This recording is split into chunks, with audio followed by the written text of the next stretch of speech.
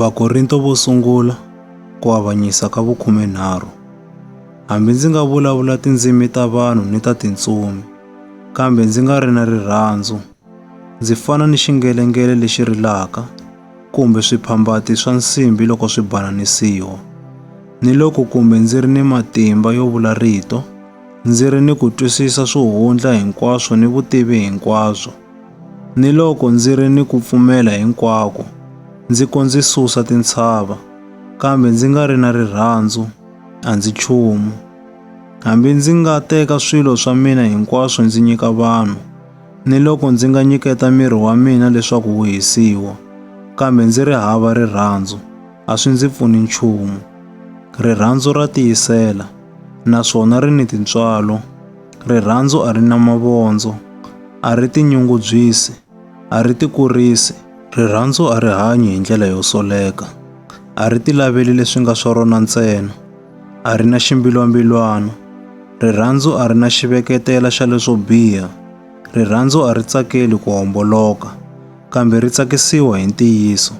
Ri amukela hinkwaswo, ri pfumela hinkwaswo, ri langutela hinkwaswo, ri tiyisela eka hinkwaswo. Rirhandzu a ri heli ni siku ni rin'we. Loko ma ri matimba ya hina yo vula rito, ma ta hundza, na tona tindzimi ti ta nyamalala.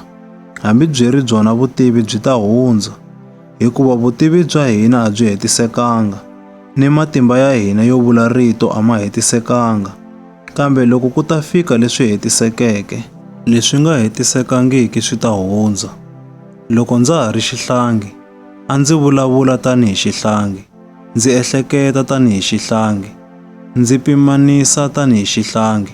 Kambe sweswi ndzi nga hundzuka wanuna, ndzi tshikile swa vuhlangi. Sweswi hi vona hi ri phume exivoneni, kambe enkarhini wolowo hi ta langutana hi mahlo. Sweswi vutivi bya mina a byi hetisekanga, kambe enkarhini wolowo ndzi ta tiva hi ku hetiseka, tanihileswi Xikwembu na xona xi ndzi tiveke hi ku hetiseka. Sweswi ku tiyile swilo swinharhu ntsena: ku pfumela, ni ku langutela, ni rirhandzu. Kambe lexikulu ngopfu eka swona i rirhandzu.